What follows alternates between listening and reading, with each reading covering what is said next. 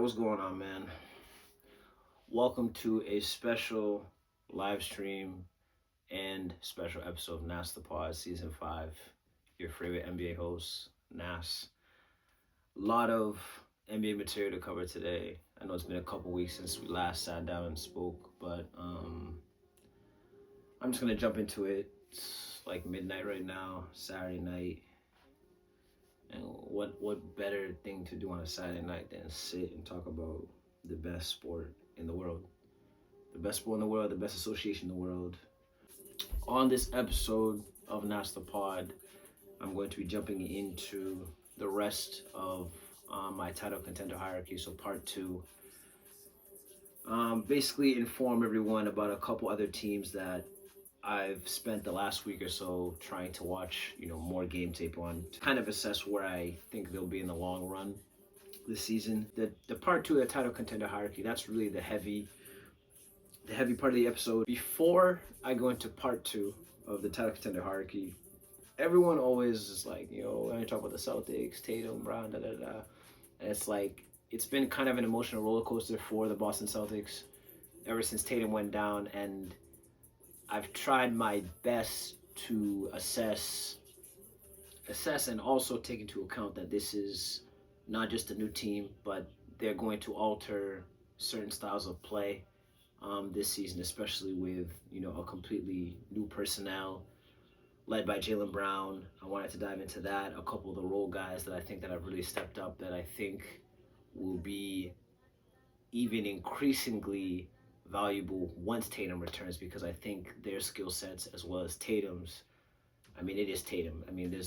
Tatum is probably one of the most lineup proof guys probably in NBA history. I think he's one of those guys that you can plug into any era. If you want him to play two guard, he could probably play two guard. If you want him to be a point forward, he could probably play point forward. If you want him to just be a traditional wing and just attack 3 levels and be a two-way guy, monster, he can do that. If you need him to just go and rebound and just be a defensive guy, I think he's capable of doing that too. But to start off, Celtics, my beloved Boston Celtics, the Boston mother effing Celtics. 5th in the East. They've won 8 of their last 10. We've had some big wins against the Pistons, the Cavaliers, the New York Knicks the other night. Jaylen had a big game. I think 38-8. And during that stretch, we also had a really,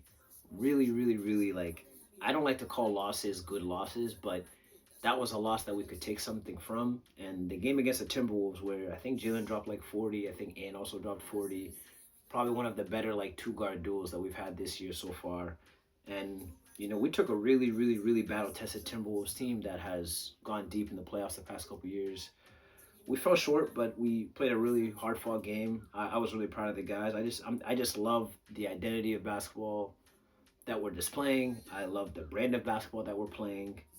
And it's just, I don't want to say I'm shocked, because to start the year, we were 2-3, but we were top 10 in net, so it was kind of hard to assess, is this going to be a gap year? Are we going to tank for AJ? Are we going to move off Jaylen? There's been all sorts of weird rumors that have, they've come out, all sort of created narratives ever since Tatum went down. So I've been trying to not rage bait too much to those silly narratives, but I just think we're just playing an outstanding season, and obviously led by Jaylen Brown. We have the 3rd best net rating over our past 10 games. We actually have the number 1 offense in the NBA over the past 10-11 games, which is, if you told me that before the season, I probably would have thought you were crazy, just because I thought Holiday, Porzingis, Tatum, I just thought those guys held so much weight offensively, and those guys dictated so much in the half court, from the 3-point line, getting to the rim. They just, off the top of my head, Holiday, Tatum, and Porzingis last year, they probably combined for, Tatum probably averaged 27. Drew and Porzingis, they probably averaged somewhere in the teens, maybe 17, 18 apiece. You do your math, that's it's almost 65 points that we got to account for. Especially if Tatum has it going and all this stuff, and Porzingis is shooting well from three. Like that's a lot of offense that we had to move off of and really kind of start from a clean slate. And it's more than just okay, let's just give the ball to Jaylen Brown and let him dictate everything. Because Jaylen Brown had yet to be in that position where defenses could key on him possession to possession and blitz him and have him this high on the scouting report. It's always been kind of a two man offense with a bunch of like complementary high level shooters, dunk spot guys, big man rollers, all that type of stuff. So seeing Jaylen be able to turn it up a notch, like you can see in his not just like the mid range shooting, just not just the spots, just even the processing and knowing when to balance the attack versus the right play. That has been like the biggest like development I've noticed from Jaylen Brown this year. And it's showing in his play. He's averaging 29 points, 6 rebounds, 4.8 assists, shooting 58, true shooting. Only Nikola Jokic, Luka Doncic, Giannis, and Jaylen Brown. Those are the only four guys in the league right now that are averaging 28 points, at least 6 rebounds, and at least 4 assists. Kata, he actually leads the Celtics in net rating. He's been good on the glass for us. That was also a void that I wasn't sure of, just because, like I said, you move off Porzingis. Tillman was kind of a shell of himself last year. He's had some moments this year. His body's kind of back to normal, so he's been better. Obviously, guys like Hauser, who's like he's not a wing, but he guards small forwards. He can guard power forwards. Sometimes you'll throw him on a center, but it's like, do you really want to do that to him? He's really like a stretch 3/4. Cornette, leaving in free agency, signing with San Antonio. I thought, that was obviously a big void. It's just been, you don't see this too often where a title contending team, and the Celtics have been contending, at least out of the East, I would say, since 2020, like consistently. Like those guys have been able to get to the Eastern Conference Finals, battle teams like the Heat, battle the Cavs, 2 finals appearances. So we've really been in the thick of it, like, the majority of the 2020s, I would say.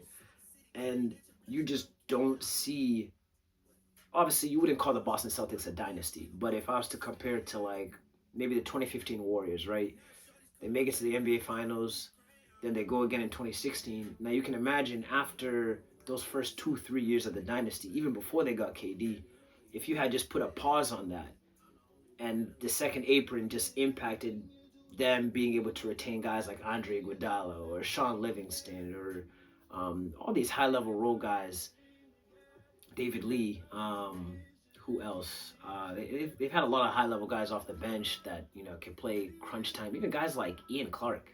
Ian Clark, like, he had big moments in Golden State, too. I just feel like the Celtics, it's unprecedented that you see an early bloomer, like, dynasty potential team. And I thought we had the potential to be a dynasty, but with the second apron and not being able to afford all those pieces, that is the reason why we're here right now.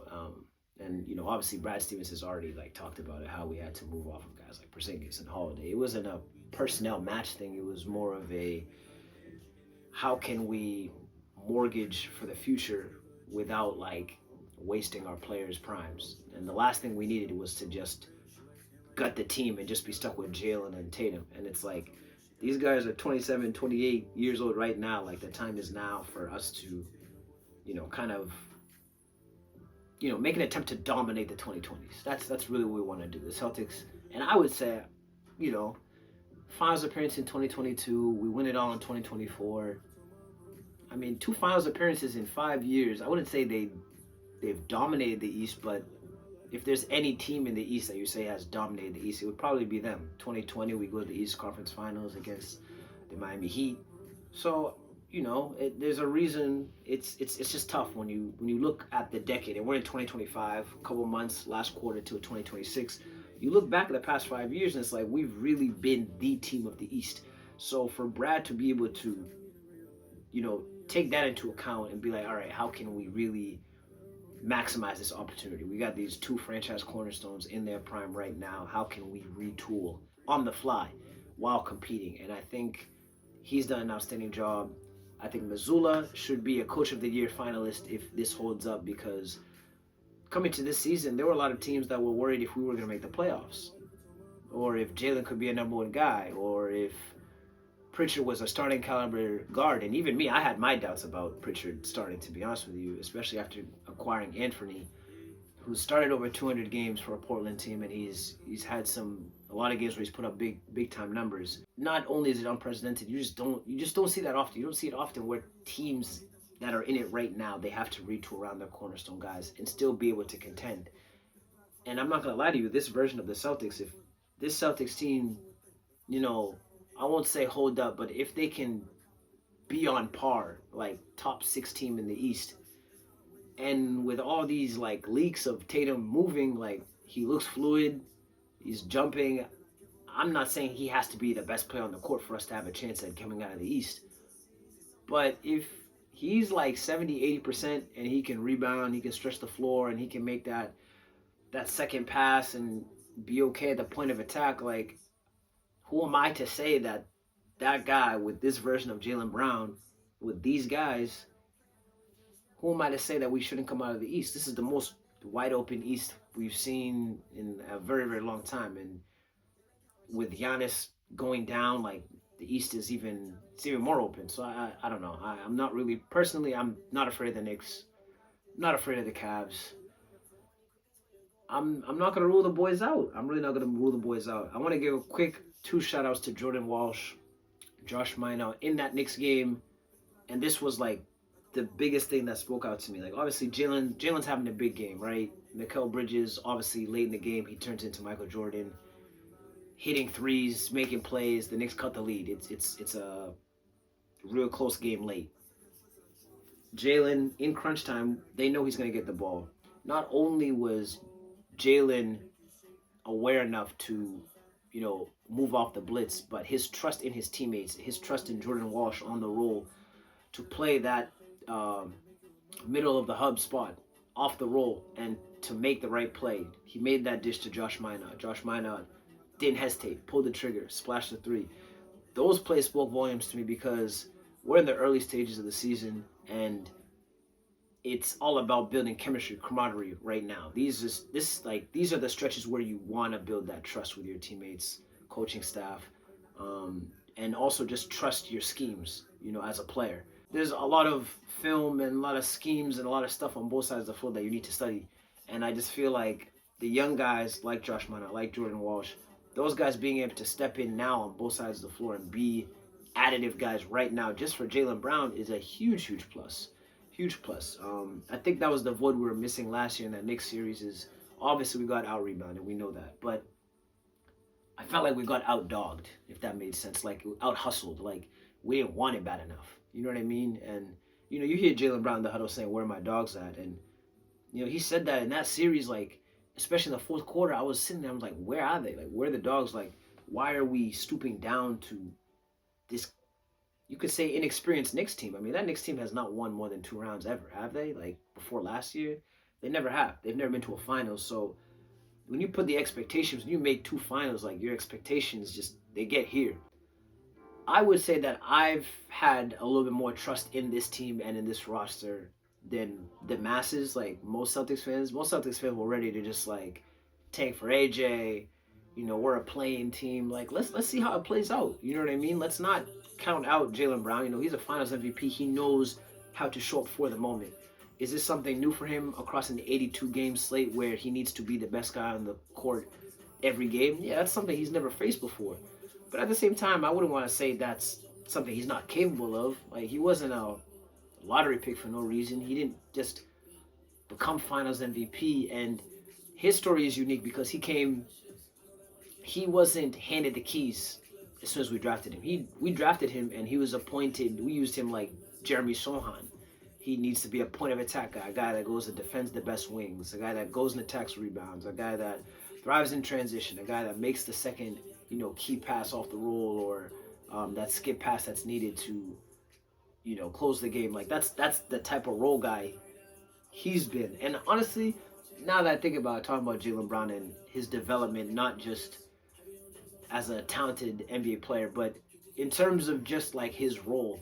And when you think about Team USA and them picking Derek White over Jaylen Brown and whatever the case would be, I'm not here to plead my case, But my point is, you can understand why Jaylen Brown was upset about that, because that guy came into the league as a glue role guy. He didn't come into the league taking 20 shots a game. No, that's not how his career started out. He evolved, he got better, and then he earned those reps and he earned that star franchise role, next to Tatum. But to start out, that was not his role. His role was, okay, we're in LA. LeBron just dropped 35 2 nights ago. You have him. That was Jaylen Brown's role. You know what I mean? That guy was guarding guys like Klay Thompson, guarding guys like KD. Like that guy, DeMar DeRozan, PG, like that, those were his assignments. So when it came to Team USA and you're asking the reason why we didn't inquire about Jaylen Brown was because of, his role, or would he be okay being the 11th guy? Like, man, that guy came into the league 4th overall lottery pick, and you asked him to be that end of the bench guy. Not end of the bench guy, but you know what I mean. Outside the starting rotation, just a guy that you're not going to look for on the scouting report. That's not a guy that we put the ball in his hands and said, hey, go get us a bucket.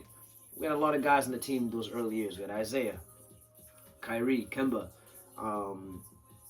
obviously Tatum, Hayward, Marcus Morris, Terry Rozier, Marcus Smart. Like a lot of guys that, the reason why they're making money is because they can make shots. So throwing Brown into that mix and seeing him evolve into, he's playing like a top 10 player right now. Like if I was to do all NBA right now, he'd probably make second or first team. That's how well he's playing. He's just risen to the occasion, and it's not like he's not beating. We're beating good teams. We beat the Pistons, #1 in the East. We've beaten the Sixers. Tyrese Maxey, looks like he's chasing a scoring championship. We've beaten the Cavaliers. Donovan Mitchell, a good friend of his. That's a guy that some people think is like a top 2 shooting guard in the world. JB, like, don't sleep on JB, and I'm glad he's having a stellar season. I'm super, super proud of him. I'm happy for him, and I just want him to obviously, stay focused, stay locked in, and the season's really on his shoulders. Honestly, there's that beautiful story that came out saying that he was the one that vouched for Jordan Walsh to be our defensive point of attack guy, and that's the stuff that makes fans like me like really cherish what these guys are doing on a day-to-day basis. Not just obviously the box score, like win or loss. No, it's the time that they're putting in when no one's watching them. And I'll be the first to say it, I was wrong. I thought Jordan Walsh was cooked. I thought it was over.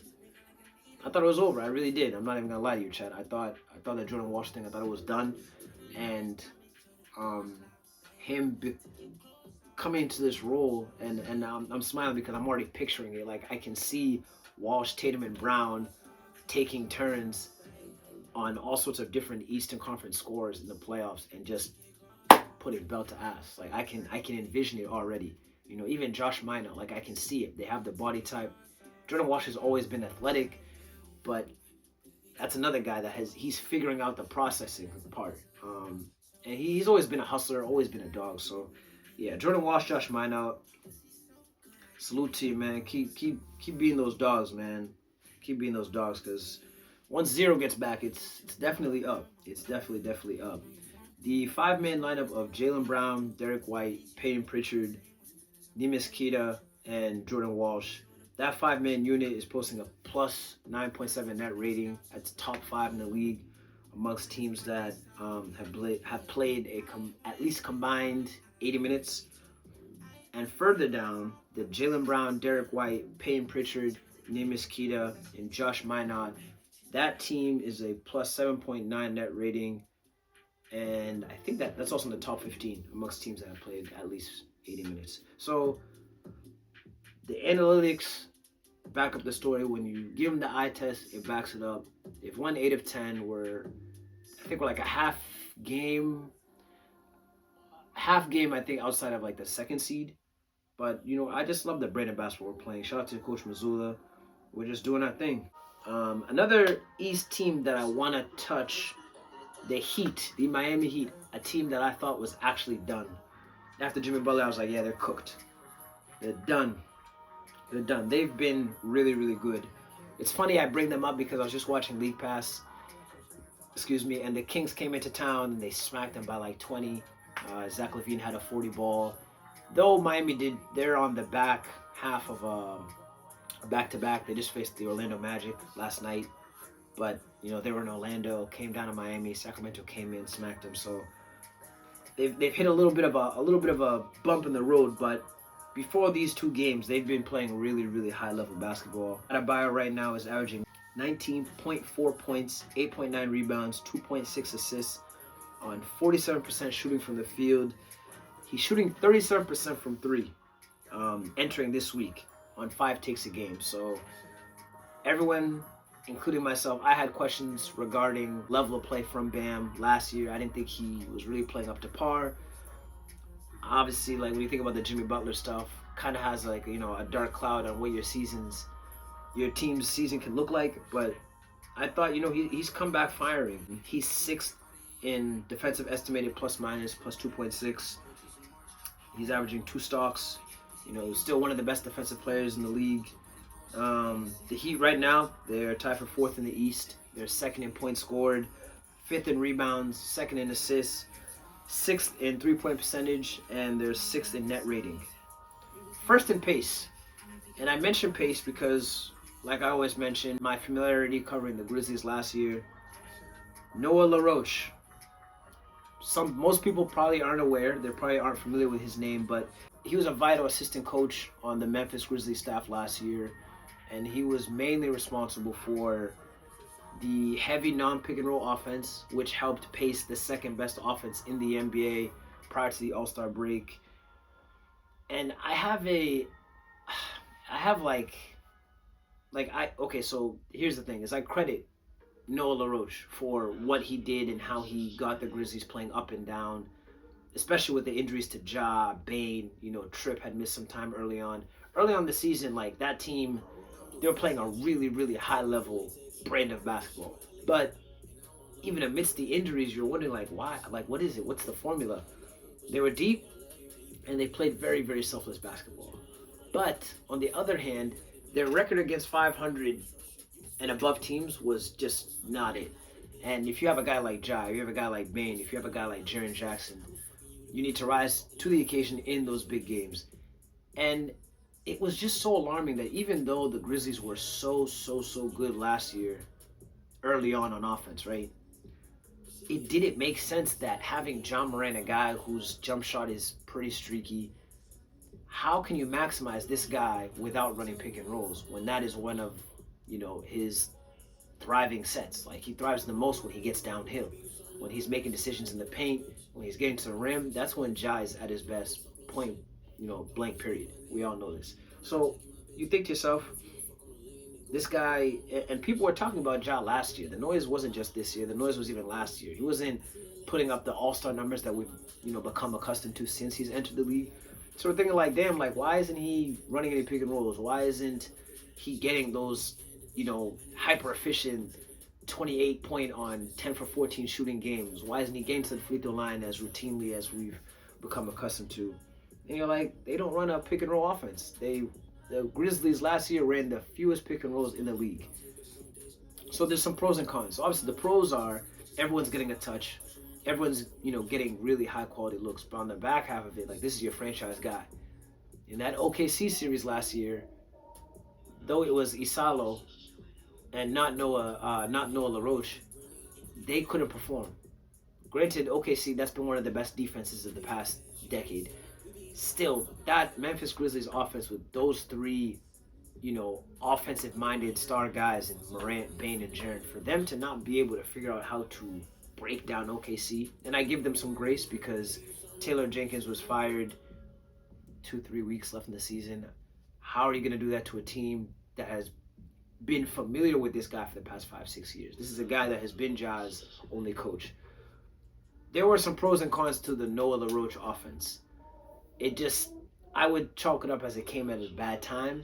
I feel like things would have been slightly different if they had just retained Jenkins and they just had Isalo and LaRoche kind of come to a sort of compromise regarding the offense. Because last year it was just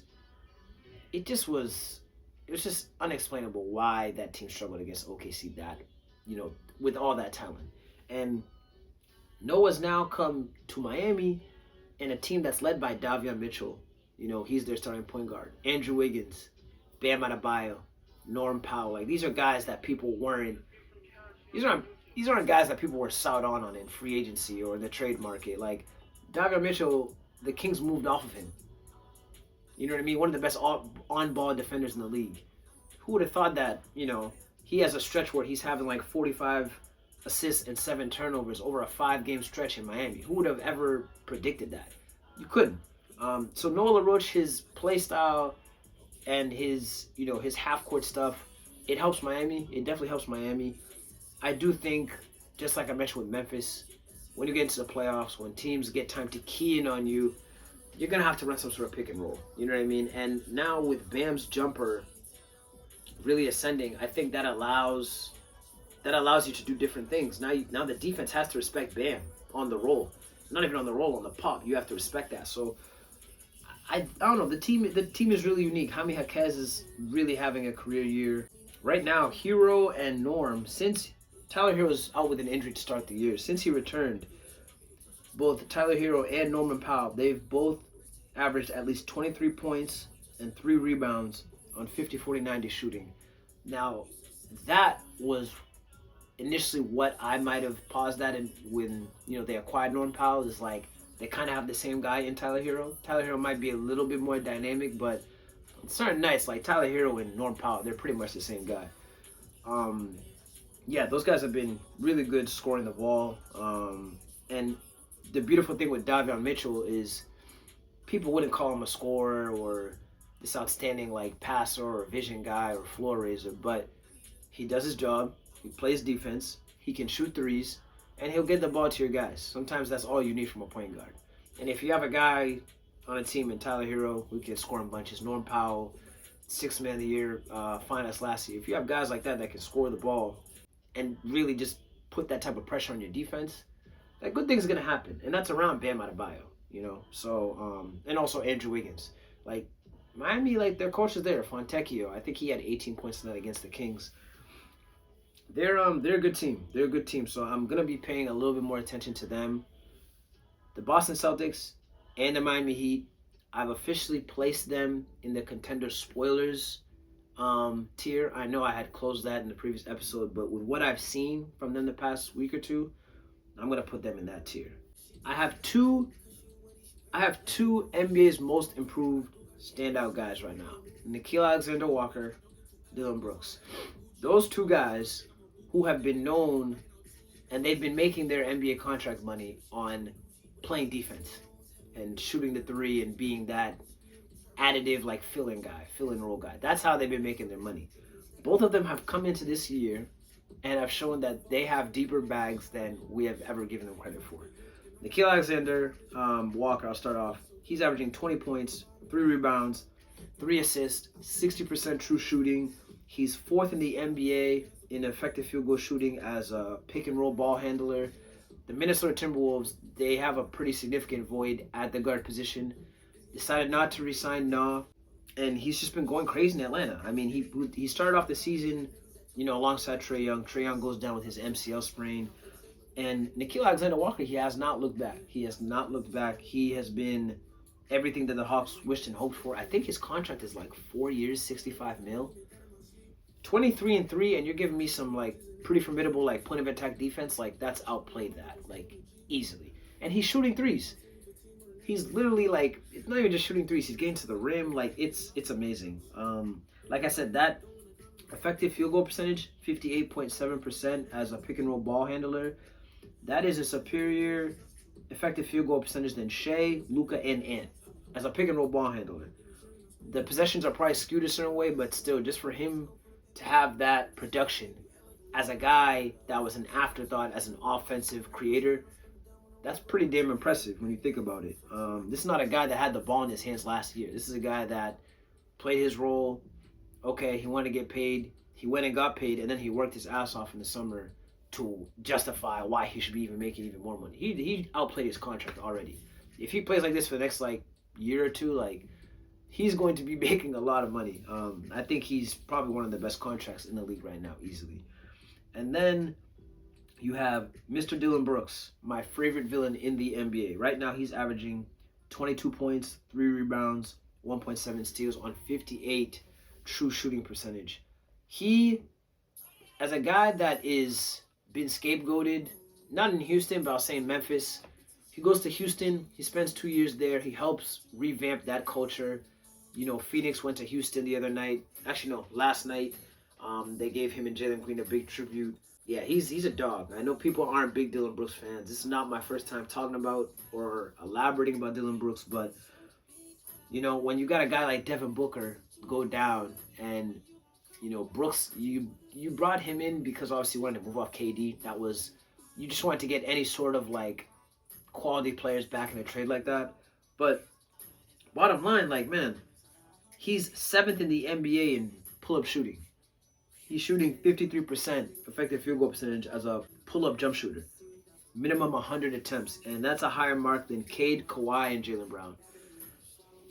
So it's like sometimes you got to give credit to, the guys that are putting work in.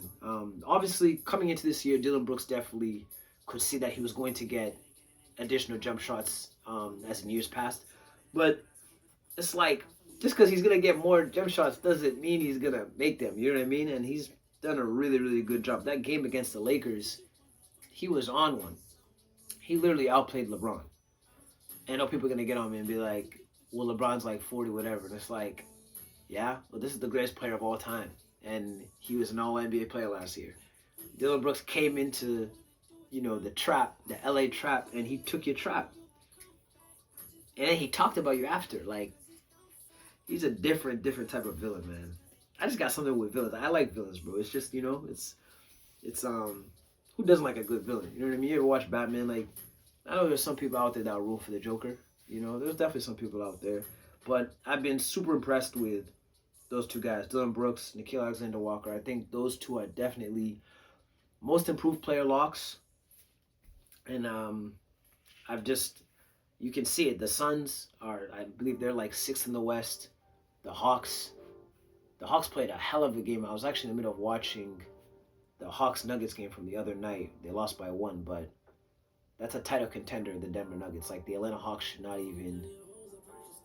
they shouldn't come close to even contending with a team like, the Nuggets. The last category of my power poll contender hierarchy, playing for June, I have 3 teams: the OKC Thunder, the Houston Rockets, and the Denver Nuggets.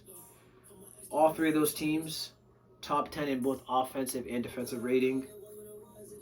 They all have a generational offensive creator, and they all have numerous point of attack guys, 3-and-D guys, transition guys, like high level, valuable, players.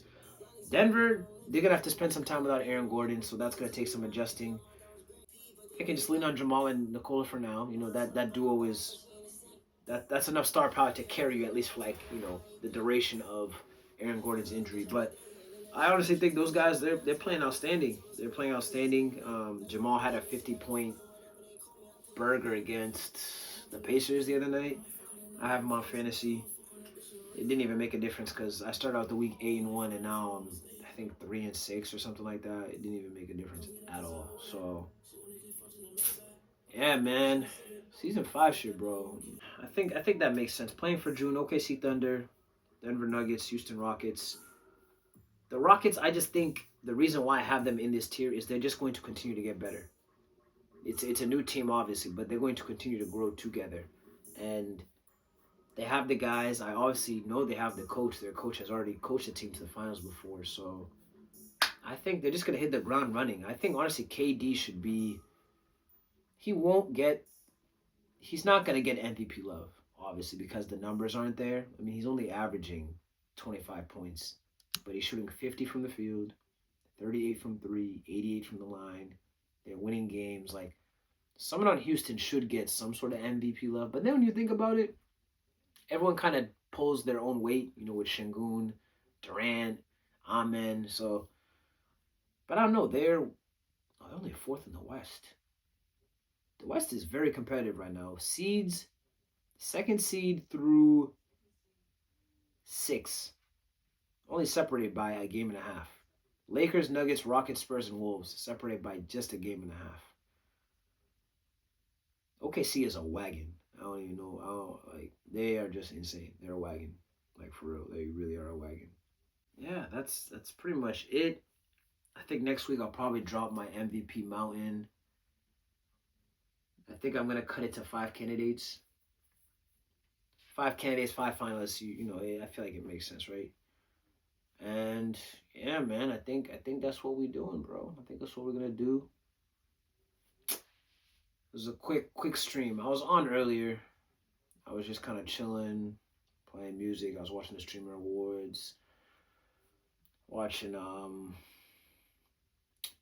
Tyler, Cinco, Dre the Topic, just watching their streams and whatnot. Dre the Topic didn't do a sleep stream. He's crash. What a crash. Yo, my dog. Shout out to my boy Is Word.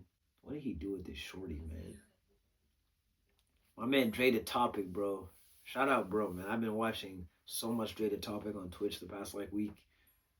So much Dre the Topic. Literally, Dre the Topic, Cinco. I watched some Deshae. Some is on stream too. Ooh. My speed.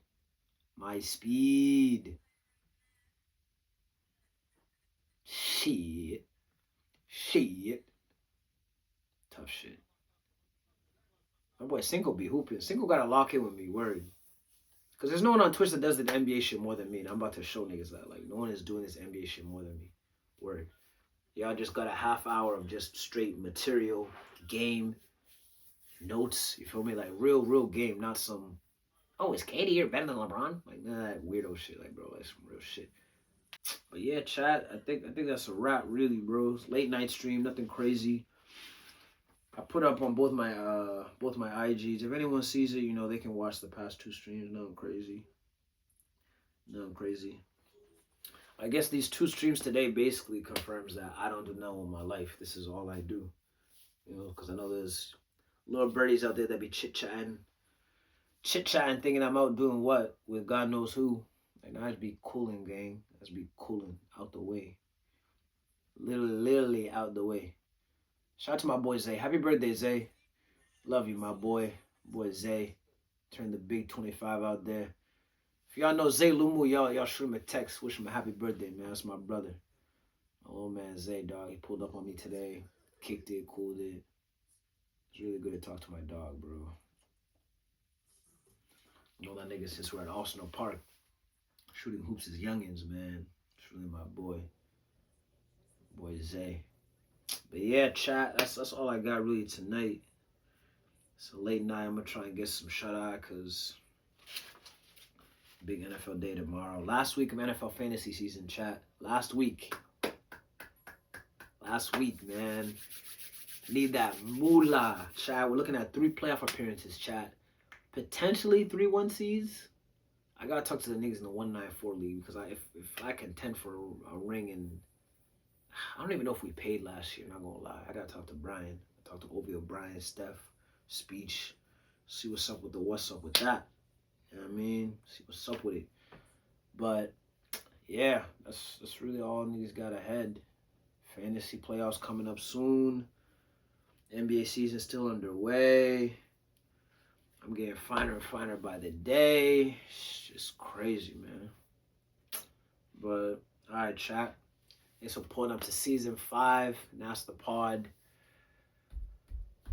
Next time you'll hear from me, hopefully sometime this week. Maybe I'll drop like a little 5-minute video, MVP candidacy, MVP mountain, something like that. I think that sounds like a decent idea. We're around what? How many games have we played this year? So we're around the 25 game mark.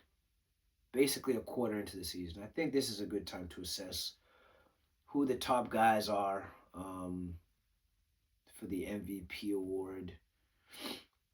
And yeah, I think that'll just be my next vid. I'll probably add some storylines, shit like that.